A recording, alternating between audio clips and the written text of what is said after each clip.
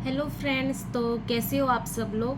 तो काफ़ी दिन हो गए हैं, कोई डेली का ब्लॉग नहीं आ रहा है, मैं कोई अपडेट नहीं कर पा रही थी, तो मैंने सोचा थोड़ा सामने आके जो है आप लोगों से भी बात करती हूँ।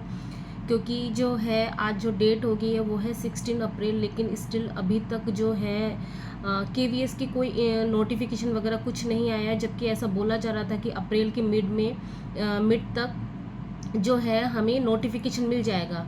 अगर अप्रैल के लास्ट में भी होना होगा तो क्या है, अभी से कुछ ना कुछ तो इन्फॉर्मेशन आई जानी चाहिए थी, लेकिन अभी ऐसा, जैसे कि मैं लास्ट जो वीकेंड में मैंने देखा हुआ था सचिन सर का, जैसे कि मैंने बताया था मैराथन में देख रही थी, तो सर का जब भी आप किसी का मतलब वीडियो वगैरह देखते हो तो उससे रिलेटेड न्यूज़ भी आने लगती है। तो सर का फिर लेटेस्ट जो वीडियो मैं देख रही थी उसमें यही बोला था सर ने कि अप्रैल तक जो है केवीएस की कोई नोटिफिकेशन आने की चांसेस नहीं है। ऐसा पूरा पक्का नहीं बोला, लेकिन एक इन्फॉर्मेशन है उसके हिसाब से वो बता रहे हैं ऐसा। तो उसके बाद जो है कई स्टूडेंट ये सोच रहे हैं कि अब जो है मतलब हम कब से वेट कर रहे हैं, हम फेब चला गया, मार्च चला गया पूरा, अब अप्रैल भी ऐसा लग रहा है जाने वाला है, तो क्या हमें क्या करना चाहिए, केवीएस की प्रिपरेशन नहीं करनी चाहिए, क्या करनी चाहिए। फिर DSSB का जो है वो भी सुनने को आ रहा था कि उसकी जो है लैब अलग हो गई है, तो उसका भी कभी भी एग्ज़ाम हो सकता है। तो हमें करना क्या चाहिए, क्योंकि इन सब चीज़ों से क्या होता है, हमारा मोटिवेशन है वो डीमोटिवेट हो जाते हैं, हम डीमोटिवेट हो जाते हैं, फिर अपनी स्टडी छोड़ देते हैं, मतलब डिलेमा में हो जाते हैं हम करें क्या। क्योंकि जैसे कि मेरा सब्जेक्ट मैथ है तो मैं बहुत अच्छे से बता पाऊंगी कि एक्चुअली में प्रॉब्लम क्या हो रही है। प्रॉब्लम ये हो रही है, अगर आप TGT एस्पिरेंट हैं, ठीक है, जैसे कि मैं एक TGT एस्पिरेंट हूँ, मैं PRT नहीं दे सकती हूँ, क्योंकि केवीएस में जो लेटेस्ट जो अपडेट आई थी उसके हिसाब से जो है जिन्होंने बीएड किया हुआ PRT नहीं दे सकती है। इसी की वजह से मैं PRT का जो फॉर्म है वो नहीं फिल कर सकते। लास्ट ईयर भी ऐसे ही हुआ था, मैंने फॉर्म फिलअप किया हुआ था, लेकिन केवीएस ने जो है एग्ज़ाम कैंसिल कर दिया था। मेरा जो है मेरे बेटे की जो हेल्थ इशू की वजह से वो मैं एग्ज़ाम नहीं दे पाई थी PRT का, इसके लिए मैंने दिया नहीं था। लेकिन जो है बाद में पता चला कि जो बीएड वाले वो केवीएस PRT के लिए एप्लीकेबल नहीं है। तो ये सारी चीज़ें थी। तो मुद्दा ये है कि TGT वालों का जो सिलेबस अगर आप देखो और DT+B TGT उनका सिलेबस देखो तो दोनों का डिफरेंस हो जा रहा है, जो सब्जेक्ट है उनके हिसाब से। ठीक है, सब्जेक्ट में क्या हो रहा है आपका जो है केवीएस TGT में 11-12 का पोर्शन है, मतलब मैक्सिमम। वैसे तो 6 to 10 है, लेकिन आप क्लियरली अगर सिलेबस देखोगे वहाँ पे क्लियरली मेंशन है कि वो 11-12 तक का पूरा नॉलेज चाहते हैं। ठीक है, तो इस हिसाब से वो क्या उसके उस लेवल तक क्वेश्चन पूछ सकते हैं, और प्रीवियस ईयर के क्वेश्चन भी देखोगे तो आपको पता चलेगा हाँ ऐसा क्वेश्चन आए हुए हैं। ठीक है, 11-12 तक का टच करता हुआ है।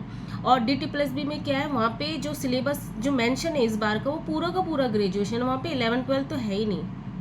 तो अब ये प्रॉब्लम ये आ जा रही है, जब कोई VS की नोटिफिकेशन की बात आ रही है तो हम KVS का पढ़ने जा रहे हैं, और जब DT+B का आ रहा है तो हम DT+B का पढ़ने जा रहे हैं। तो कोई मतलब ये नहीं बन पा रहा कि हम पैरेलल में कैसे करें। तो मैं जैसे हैंडल कर रही हूँ मैं आप लोगों के साथ वो शेयर कर सकती हूँ, क्योंकि मैं एक एस्पिरेंट हूँ, तो मेरे साथ क्या क्या चीज़ें हो रही है, मैं कैसे मैनेज कर रही हूँ, कैसे कोप अप कर रही हूँ, ठीक है, कैसे अपनी स्टडी को कंटिन्यू कर पा रही हूँ कंसिस्टेंसी से। ठीक है, वो चीज़ मैं शेयर करना चाहती हूँ आप लोगों के साथ कि मेरा एक्सपीरियंस क्या है। तो सबसे पहली बात है कि मुझे तो पता ही था कि DT+B का जो है एग्ज़ाम का इस तरीके से सुनने में आ रहा है, क्योंकि जब DT+B और SSC जो है इनका हमें पता ही है TCS कंडक्ट कराता, तो SSC को ही वो ज़्यादा वो करते हैं, और उनकी एग्ज़ाम डेट वगैरह सारी चीज़ें पहले से ही फिक्स होती है, तो इसलिए उनके ज़्यादा वो रहते हैं कि उनके एग्ज़ाम वो पहले करवाए कंडक्ट। तो उनके तो इतने सारे पोस्ट हैं, तो इसलिए ये तो तय था कि इनका लेट होने वाला है। लेकिन अभी क्या है, उनका लैब चेंज हो गया, जस्ट इसी महीने पता चला है हमें, उससे पहले नहीं पता था। तो लेकिन मेरे माइंड में ये था कि DSSB का अगर एग्ज़ाम होता है और KBS का अगर होता है, तो मैंने यही सोचा कि सबसे पहले मुझे जो करना चाहिए इन दोनों सिचुएशन में कि मुझे अपना सब्जेक्ट का 11-12 का जो पोर्शन है वो पूरा कंप्लीट कर लेना चाहिए। इसलिए मैंने ये टारगेट वगैरह बनाना स्टार्ट किया था कि नहीं, सबसे पहले 11-12 कर देते हैं, और DT+B का मैंने पहले किया हुआ था, तो अब मैं दोबारा सेकेंड टाइम जब करूँगी तो मुझे कम टाइम लगेगा उसको पढ़ने में, समझने में, क्योंकि ऑलरेडी मैं समझ चुकी हूँ। ठीक है, तो आपको भी ऐसे ही करना है, सबसे पहले अपना 11-12 का फिनिश करो। ठीक है, क्योंकि ऑब्वियस सी बात है केवीएस और डीटी प्लस बी में दोनों में अगर आप देखोगे तो प्रिफर सब जो है मोस्टली अगर करना चाहेंगे तो डीटी प्लस बी को करना चाहेंगे, क्योंकि यहाँ पे क्या जॉब की मतलब अपॉर्चुनिटी, मतलब जो बोलते हैं ना कंफर्मेशन जो है वो ज़्यादा है, क्योंकि यहाँ पे इंटरव्यू नहीं है। और केवीएस में क्या इंटरव्यू होता है, तो यहाँ पे जो है देखो फ्रैंक बोला जाए तो यहाँ पे बहुत सारी चीज़ें होती है, धांधलेबाजी बहुत सारी चीज़ें मैंने सुनी भी है, ठीक है, कि इंटरव्यू में क्या मार्क्स आते हैं आपको नहीं बताया जाएगा, रिटर्न में आपके कितने भी अच्छे हैं। कई बार ऐसे भी हुआ लास्ट टाइम, जो मैं डीमोटिवेट नहीं करना चाहती, लेकिन जो रियलिटी है वो भी मैं बताना चाहती हूँ कि माइंड में आपको ये चीज़ रखना है कि केवीएस में क्या हो रहा है और डीटी प्लस बी में क्या हो रहा है। डीटी प्लस बी में एग्ज़ाम लेट होंगे, लेकिन एग्ज़ाम होगा आपका, अगर मेरिट लिस्ट में आता है तो आपका क्लियर हो जाएगा, आप टीचर बन जाओगे। लेकिन केवीएस में ये प्रॉब्लम आ रही है कि उसमें रिटर्न है, वो सॉरी इंटरव्यू है तो इंटरव्यू के मार्क्स आपको पता नहीं होंगे। और वहाँ पे मतलब ऐसा कुछ सुनने को भी आया है कि वहाँ पे इस तरीके से होती है, मतलब धांधलेबाजी होती है।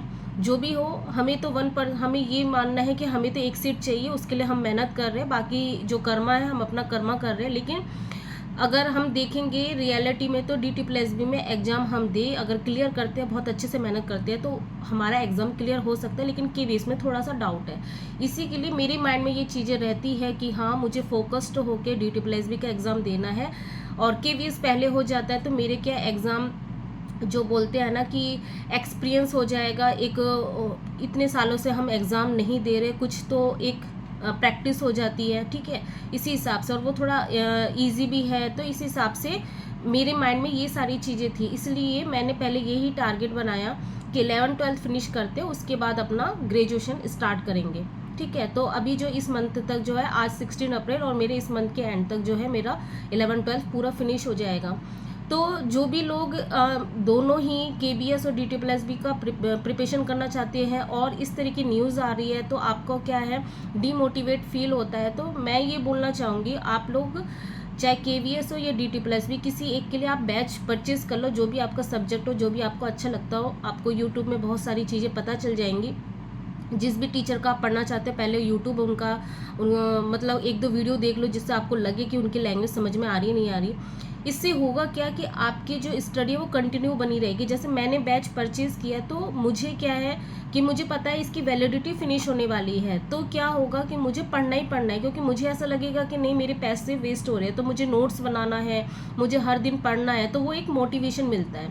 तो जब पढ़ने का मन भी नहीं करे ना, तो आपको पढ़ना पड़ता है, क्योंकि आपको पता है कि आपके बैचेस चल रहे हैं, आपके वीडियो मतलब उसकी एक वैलिडिटी है, उसकी एक लिमिट है, उससे पहले आपको फिनिश करना है। तो जब भी ऐसा कुछ सिचुएशन हो रहा है तो मैं यही बोलूँगी कि हाँ आपके 3-4 हज़ार रुपये वेस्ट हो जाएंगे, मतलब वेस्ट तो नहीं बोलूँगी, क्योंकि मैं जिनका बैच खरीदा है 11-12 का जो पढ़ा रहे हैं सर, बहुत अच्छा पढ़ा रहे हैं। फ्यूचर में अगर मैं कभी ऐसे गवर्नमेंट जॉब एस्पिरेंट नहीं बन पाती हूँ तो मेरा खुद का भी एक प्लान है, ठीक है, कोचिंग वगैरह का जो भी हो, तो उसमें क्या आपके नोट्स वगैरह बन गए तो फर्दर आप खुद अगर बच्चों को पढ़ाओगे तो आप बहुत अच्छे से पढ़ा पाओगे। आप मतलब अगर आपको अपने सब्जेक्ट से प्यार है ना, तो आप वो चीज़ें सारी चीज़ें आप लर्न करना चाहोगे, सीखना चाहोगे। जैसे मेरे अंदर है कि मुझे अपना सब्जेक्ट मैथ अच्छा लगता है, तो मुझे ये है कि नोट्स बनाना है, बहुत अच्छे से पढ़ना है और पढ़ाना है, ये मेरे अंदर है। बाकी कर्मा है, हम अपना स्टडी कर रहे हैं, जॉब लगती है अच्छी बात है, नहीं लगती है तो उसके बाद भी बहुत सारी अपॉर्चुनिटी है। ऐसा कुछ नहीं है कि हम और ज़िंदगी में एक जगह स्टक हो जाएंगे, ऐसा कुछ नहीं है। आपके अंदर लर्निंग है तो आप बहुत कुछ लाइफ में कर सकते हो। ऐसा बोलते हैं ना, फर्स्ट लर्न देन अर्न, ठीक है। ये मैंने जब ट्रेडिंग वगैरह सीख रही थी तब मैंने ये चीज़ सीखी थी, तो वो माइंड में रह गई बातें।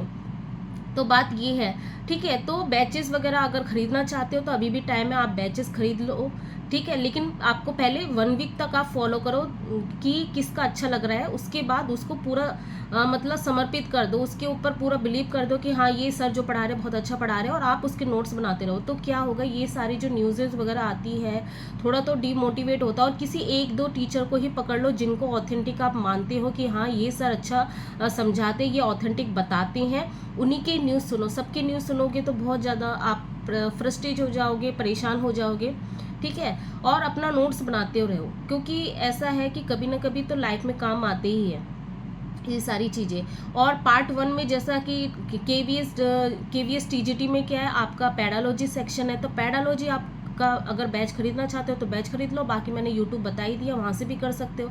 ठीक है, तो ये सारी चीज़ें हैं। आपको ये है कि एग्ज़ाम आने से पहले अपना ये पोर्शन जो है ये कंप्लीट कर लो, जिससे कभी भी एग्ज़ाम हो तो आप उसके लिए प्रिपेयर रहो। और एक और बात ये भी बोलनी थी आप लोगों को कि अभी अगर आपका सिलेबस ऑलरेडी कंप्लीट हो चुका है और आप फ्रस्ट्रेट हो रहे हो कि एग्ज़ाम नहीं हो रहे हैं, पढ़ाई में मन नहीं लग रहा, तो आपने जो इतने दिन जो मेहनत की है, जो आपने स्टडी की है, वो वेस्ट हो जाएगी अगर आप छोड़ दोगे। ठीक है, तो इससे बेटर है कि आप जो है मॉक टेस्ट दे दो, या फिर आप किसी को पढ़ाना स्टार्ट कर दो कि जिससे आपका जो है आप भूलो नहीं किसी भी चीज़ को। ठीक है, मतलब कोई ना कोई अल्टरनेट सॉल्यूशन आपको खुद से सोचना पड़ेगा कि जिससे आप अपनी जो स्टडी है, जो भी आपने मेहनत की है, वो वेस्ट नहीं चली जाए। ठीक है, तो मुझे जितना लग रहा है मैंने उतना बताया। मैं बोल रही हूँ, मैं कोई एक्सपर्ट नहीं हूँ, बट मैंने जो फील किया वो मैंने आप लोगों को बताया। ठीक है, तो इस तरीके से आप अपनी स्टडी को कंटिन्यू कर। इसके अलावा सब्जेक्ट का तो मैंने आपको बता दिया। इसके अलावा जो पार्ट 1 हमारा जनरल पेपर होता है, KVS TGT और DSSB TGT, इनका जो है अगर हम देखें तो जो है उनका थोड़ा सा अलग है। KVS TGT में क्या है, आपके 40 मार्क्स का आपका पेडोलॉजी होगा। ठीक है, और 40 मार्क्स का आपका 40 मार्क्स का आपका जो हिंदी, इंग्लिश, कंप्यूटर ये सारी होंगे। तो आप अगर कॉमन सब्जेक्ट देखो कि कॉमन सब्जेक्ट क्या है, हिंदी इसमें भी है, उधर भी है, DT+B में है, ऐसे कॉमन करके आप चीज़ें पढ़ो। इंग्लिश यहाँ पे भी है, वहाँ पे भी है। ठीक है, उसके बाद GK आपका दोनों साइड में है। तो अभी जो आपकी अजय सर का जो द टीचर अजय सर है, उनका ऐप में जो है डेली सर जो डाल रहे हैं, Day 1 Day 2 मतलब हर डे का अपना वो PDF वगैरह स्टडी मटेरियल जो सेंड कर रहे हैं, डेली का टारगेट सेंड कर रहे हैं। तो आप क्या करो, उनको लर्न कर लो, उनको करना स्टार्ट कर दो।